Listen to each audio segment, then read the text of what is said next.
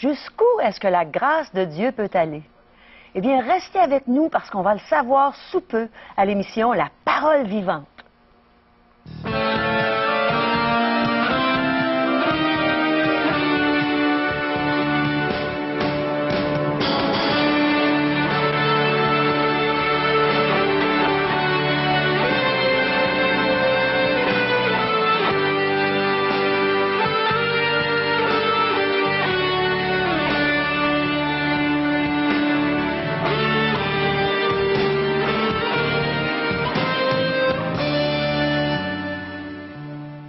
Bonjour mes amis, je crois que vous allez aimer l'émission qu'on va vous présenter aujourd'hui parce qu'on va entendre un témoignage bien spécial.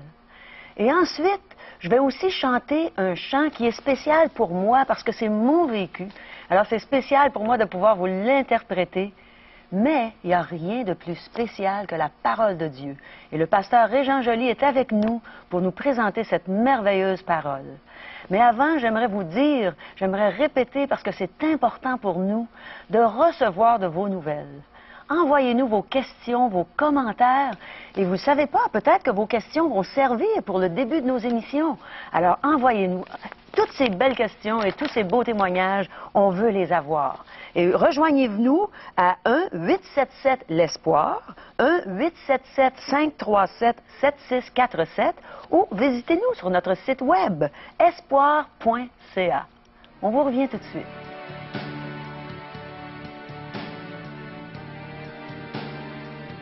Alors nous revoici et je suis très heureuse de redire bonjour à notre ami, notre grand ami Régent Joly. Bonjour Régent. Bonjour Caro. Est-ce que tu as la réponse à notre question? La Bible a la réponse à cette grande question. Jusqu'où est-ce que la grâce de Dieu peut aller, Régent? Ça fait plus de 30 ans que je lis la parole de Dieu, la Bible, et je suis étonné de voir jusqu'où cette grâce peut se rendre dans les profondeurs, dans l'abîme, là où l'être humain peut se retrouver, dans des problèmes, là.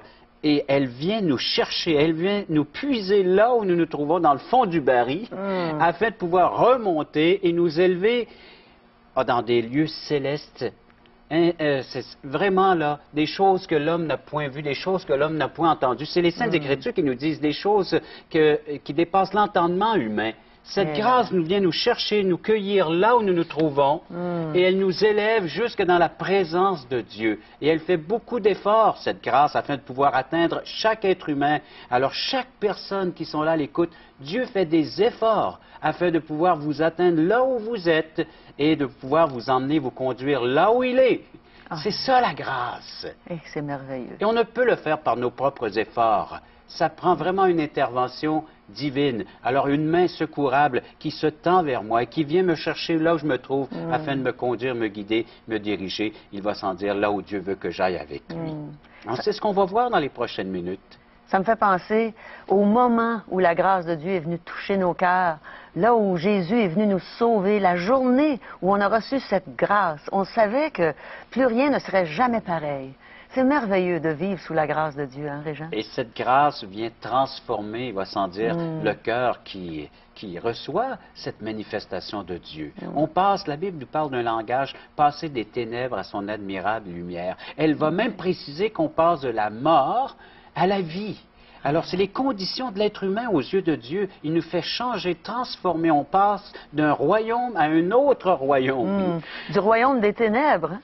Au royaume de son admirable lumière. Quel beau royaume. Et vous allez voir comment est-ce que Dieu est prêt à investir beaucoup pour que nous puissions passer d'un endroit à un autre. Oui.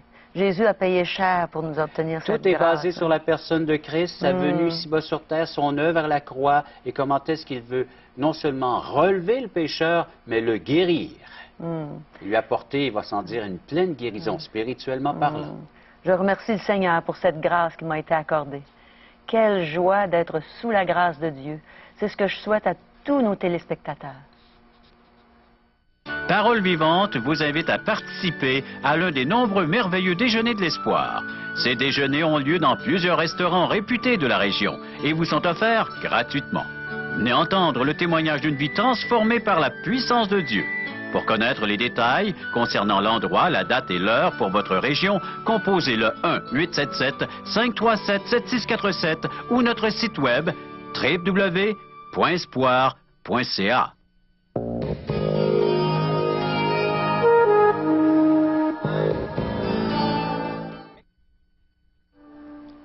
Régent est juste à côté de moi. Il vient d'ouvrir sa Bible dans le but de nous enseigner la parole de Dieu. Alors, je vous invite à en faire de même. Moi, je vais suivre avec toi, Régent. Alors, Je vais mettre mon nez dans ta Bible de temps en temps. ben, pourquoi pas? Et puis, j'invite les gens à faire de même. Oui. On va leur ouvrir ce livre, puis on va leur permettre de lire également. Mais pourquoi pas le faire à la maison, un geste spontané comme ça, qui va devenir une habitude de prendre le livre des livres, la Bible, un Nouveau Testament. Alors, vous allez me voir régulièrement m'y référer parce que ce n'est pas moi qui voudrais dire des choses. Je ne suis qu'un messager, qu'un porte-parole, un ambassadeur, et je veux représenter celui qui m'a fait une grâce d'apporter ses enseignements semaine après semaine. C'est Dieu lui-même. Alors, pourquoi pas aller chercher nous-mêmes cette vérité, cette parole qui est là entre nos mains. Elle est mise à la portée. C'est une grâce, hein? Oui. Que cette parole soit mise à la portée de chacun d'entre nous. Alors, jusqu'où peut aller cette grâce? Alors, il y a un texte qui nous dit que nous sommes sauvés par grâce, par le moyen de la foi, et cela ne vient pas de nous, afin que personne ne s'en glorifie. Ce n'est point par les œuvres. C'est le don de Dieu. C'est un don gratuit de Dieu. La Bible va préciser, elle va nous dire, c'est un don, puis elle va mettre l'emphase en rajoutant l'expression, le mot gratuit. Alors, imaginez de voir une vente quelque part dans un centre d'achat, un magasin, puis on dit, on le donne, puis c'est gratuit. Quelle emphase! Ben, c'est comme ça que Dieu parle. Il s'adresse à nous puis il dit, vous ne pouvez ni le mériter, ni l'acheter. C'est un don gratuit. Nous sommes gratuitement justifiés par le moyen de la grâce. Les héritiers le sont par la foi. C'est comme ça qu'on hérite tous les bienfaits de Dieu, que Dieu met et est prêt à verser sur chacun d'entre nous. Nous recevons et nous vivons par grâce. Or, si c'est par grâce, ce n'est plus par les œuvres. Ce n'est plus donc par les choses que nous pouvons accomplir. Autrement, la grâce n'est plus une grâce. Alors, si je comprends bien, même les bonnes personnes qui font toutes sortes de bonnes œuvres, des œuvres humanitaires, ne peuvent pas être sauvées par ces moyens. Ils ne pourront jamais être sauvés par des choses que l'être humain peut accomplir. On est uniquement sauvé par le seul unique moyen de ce que Dieu a accompli pour nous. Voyez-vous, nous on essaie, on regarde vers soi, puis ce qu'on peut accomplir, puis ce qu'on peut faire, mais Dieu, lui, regarde à ce qu'il a accompli pour nous. Et c'est ça la grâce, c'est le moyen par lequel nous pouvons être sauvés. Des textes, en voici, l'Épître de Paul aux Romains, chapitre 3, verset 24. Ils sont gratuitement justifiés par sa grâce, par le moyen de la rédemption qui est en Jésus-Christ. On va rajouter à cela chapitre 4, verset 16. 4, 16, c'est pourquoi les héritiers le sont par la foi, pour que ce soit par grâce, afin que la promesse soit assurée à toute la postérité, non seulement à celles qui sont sous la loi, mais aussi à celle qui est la foi d'Abraham, notre Père à tous, selon qu'il est écrit. Alors, c'est précieux, ces écrits-là. Ça devient précieux. J'espère que ça commence à mettre de la valeur à ces paroles dans votre cœur. Elles sont déjà précieuses aux yeux de Dieu, mais elles peuvent le devenir pour chacun d'entre nous par la foi. Et un autre texte, c'est chapitre 11, verset 6, toujours de Romains. Alors, chapitre 11 et verset 6. Or, si c'est par grâce, ce n'est plus par les œuvres. Autrement, la grâce n'est plus une grâce. Et si c'est par les œuvres, ce n'est plus une grâce, autrement l'œuvre n'est plus une œuvre. Alors si on essaie de gagner quelque chose, une faveur de la part de Dieu, gagner notre ciel, alors ce n'est plus une grâce. Puis on se débat en vain quand on fait ça. Oui, parce que la Bible dit, c'est inutile de pouvoir penser et agir de la sorte. Il faut aller rejoindre Dieu dans sa façon de voir les choses. Alors voilà donc la grande doctrine du salut par la foi seule, sans œuvre ni mérite personnel. Voilà pourquoi Dieu utilise un langage peu fréquent, précisant que c'est un don gratuit. Il insiste sur le fait. Dieu est insistant. Hein? Alors que faut-il faire pour recevoir un don si royalement offert? Mais qu'est-ce qu'il faut faire justement pour recevoir ce beau don? Une chose, l'accepter. Tout simplement. Dieu offre un cadeau et on n'a qu'à l'accepter, qu'à le recevoir et en bénéficier pleinement. Indispensable de le prendre humblement par la foi, car il y a des textes qui nous disent que Dieu résiste aux orgueilleux, mais il fait grâce aux humbles.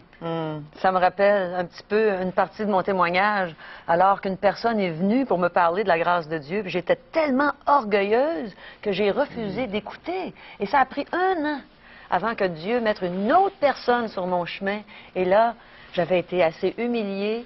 Alors, je commençais à être capable d'écouter. Et on m'a présenté de nouveau la grâce de Dieu. Et c'est là que je l'ai reçue. C'est pas facile pour l'être humain de reconnaître que c'est un autre qui accomplit pour lui l'œuvre par lequel il peut être sauvé. On est orgueilleux. On est orgueilleux, puis on voudrait bien y mettre son petit grain de sel, puis y rajouter un petit quelque chose, puis dire, bon, qui va nous valoriser. C'est ça. Puis, mais Dieu dit, c'est pas comme ça que ça fonctionne. Alors, arrive devant Dieu, l'être que tu es avec toute sa faiblesse, et reçois ce qu'il donne, ce qu'il t'offre. Une petite histoire qui pourrait illustrer cette vérité biblique.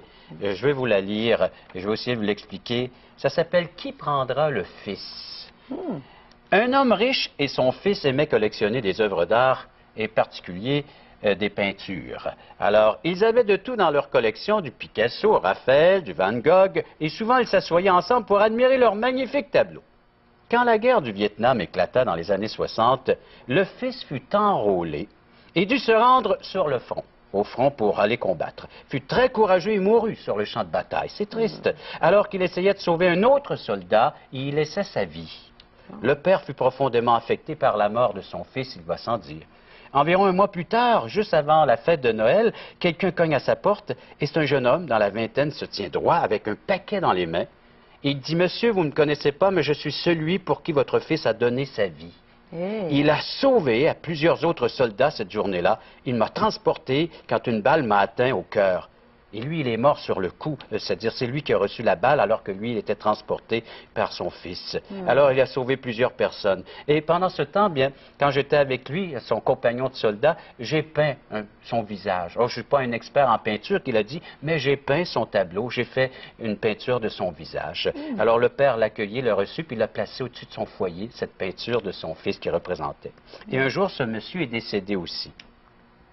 Alors, il l'a accepté comme cadeau. Cet homme meurt, donc quelques mois plus tard, et une grande vente aux enchères de sa collection d'œuvres d'art fut organisée. Plusieurs amateurs de tableaux accoururent, parce qu'on savait qu'il était un connaisseur, puis il y en avait de plusieurs, alors donc toute une collection, et on voulait se rendre chez lui afin d'acheter l'un de ses chefs-d'œuvre. Sur la plateforme se trouvait le portrait du fils. Alors, le soldat qui avait peint et dessiné le visage du fils, et l'encanteur frappait avec son marteau sur la table et dit « Mesdames, Messieurs, nous allons commencer les enchères pour les offres et pour le portrait du fils. Qui est prêt à faire un œuvre pour ce tableau? » Il y eut un long silence. Soudainement, on entendit une voix du fond de la salle qui criait « On veut voir les peintures célèbres, nous aussi. On est venu pour acheter des peintures de Van Gogh, de Rembrandt, de Picasso, alors passons aux vraies enchères. » Mais l'animateur continuait de plus belle, puis il insistait. Qui veut le fils? Qui veut le portrait du fils? Qui veut acheter? Qui veut prendre le fils? Le tableau qui représente le fils.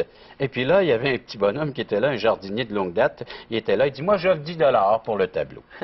C'est tout ce qu'il pouvait offrir. Alors, nous avons 10 $, qui dit mieux? Alors, on essaie de faire augmenter les enchères, mais ça s'arrête à 10. Il dit 1 fois, 2 fois, 3 fois, vendu 10 $. Vendu pour 10 $. Alors, l'homme qui était assis à la deuxième rangée criait, bon, enfin, on va passer aux vraies affaires, puis aux vraies enchères, puis aux vrais tableaux. Et la vente aux enchères s'est terminée là. Mais il dit, voyons, ça se peut pas. Je suis désolé, mais il dit, quand on m'a demandé de conduire cette vente aux enchères, on m'a précisé qu'il y avait une clause secrète dans le testament. Je n'avais pas le droit de révéler cette stipulation jusqu'à maintenant, mais seul le portrait du fils était mis aux enchères, et celui qui achetait le portrait du fils possédait tout le reste. Toute la collection de ses autres chefs-d'œuvre. Et voilà. Et la Bible nous dit que Dieu met à la portée des grâces, c'est-à-dire des faveurs non méritées, mais elles se trouvent uniquement dans son Fils. Alors, celui qui a le Fils possède toute chose. Tout le reste. Celui qui a le Fils a la vie. C'est les ressources de sa grâce, le Fils. Alors, jusqu'où peut aller cette grâce? Eh bien, il y a des textes qui nous démontrent comment est-ce que Dieu est prêt à rétablir le pécheur, et non seulement à le rétablir, mais à le guérir complètement. donc à effacer toute dette, toute trace du péché dans sa vie et de faire de lui un nouvel être, une nouvelle personne. On voit ça à partir d'Abraham dans l'Ancien Testament. Les Israélites également, qui le Seigneur leur dit par Osée, la bouche d'un de ses prophètes, « Je les guérirai de leur infidélité ». Alors une infidélité spirituelle, c'était tourné vers d'autres dieux pour implorer les dieux des autres nations qu'il y avait dans ce temps-là, mais il dit « Je les ramènerai à leur fidélité envers moi ». Quel amour! Hein? Ça, c'est le Seigneur qui agit. C'est Dieu qui parle. Alors, nous le voyons également dans la vie de Pierre. Ah oui. Pierre, qui a été si merveilleusement rétabli par la grâce de Dieu. Il renia son maître. Mais il fut rétabli non seulement de sa chute, mais aussi de son infidélité. Puis on a vu après, hein, Régent, que la grâce de Dieu l'a accompagné tout le reste de sa vie après qu'il s'est repenti. Il est devenu un fervent disciple du Seigneur, de son maître. Oui. Et oui, il l'a renié dans des moments difficiles, parce que c'était l'heure de l'arrestation de Jésus. Mais après, il a été rétabli, puis il a pu œuvrer parce que le Seigneur l'a rétabli, puis il a dit, prends soin des brebis. Prends soin des brebis. Il a goûté à la grâce de Dieu. Il y en a d'autres également qui goûtent à cette grâce. Que dire du Fils prodigue? On retrouve ça dans l'Évangile de Luc. Alors, à partir du chapitre 15, l'Évangile de Luc, chapitre 15, imaginez ce fils, le fils perdu, le fils prodigue, et dit, il était parti donc avec une partie de ses biens, et puis il s'était amusé pendant un certain temps de sa vie, puis voilà qu'il meurt de faim, il n'a plus rien à se nourrir, puis à se vêtir. Il dit, je me lèverai, j'irai vers mon père, je lui dirai, mon père, j'ai péché envers le ciel et contre toi.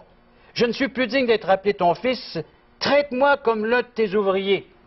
Autrement dit, il se lève dans une repentance, puis il dit, oui, je retourne vers mon père, mais il me traitera comme je mérite. C'est-à-dire de ne plus être son enfant, son héritier, mais être un simple serviteur. Mais il arrive. Devant la maison paternelle, il se leva et alla vers son père. Comme il était encore loin, son père le vit, fut ému de compassion. Il courut se jeter à son cou, il l'embrassa. Et le fils lui dit, mon père, j'ai péché contre le ciel, contre toi. Je ne suis plus digne d'être appelé ton fils. Mais le père dit à ses serviteurs, apportez vite la plus belle robe, revêtez-le, mettez-lui un anneau au doigt et des souliers aux pieds, emmenez le vaugrail, tuez-le, mangeons et réjouissons-nous. Car mon fils que voici était mort, il est revenu à la vie, il était perdu, il est retrouvé, et ils commencèrent à se réjouir. Le rétablissement, la grâce qui se manifeste. Alors donc, c'est ce que nous goûtons jour après jour. Si nous nous tournons vers Jésus, nous allons pouvoir bénéficier de ce rétablissement, de cette guérison. Dieu accorde une grâce plus profonde pour rattacher plus fortement à lui, à sa main, celui qui est faible afin de poursuivre son chemin. Cette grâce ne se donne point de repos jusqu'à ce qu'il ait trouvé cette personne qui a besoin de la grâce afin de la conduire sur le chemin de la louange. Quel beau message, Régent. Merci. Justement, j'ai reçu cette grâce il y a environ 28 ans. Et vous savez ce qui est arrivé? J'ai décidé que désormais, je ne chanterai plus pour ma propre gloire, mais je chanterai pour la gloire de Dieu, parce qu'une grâce m'avait été faite, ce cadeau de la vie éternelle. Et le soleil est entré dans ma vie. Je suis passé des ténèbres à son admirable lumière, comme Régent l'a dit plus tôt. Et ça a été tellement extraordinaire pour moi que j'ai composé des chants, dont un que voici. Ça s'appelle « Le soleil ». Le soleil est entré dans mon cœur par la grâce de Dieu.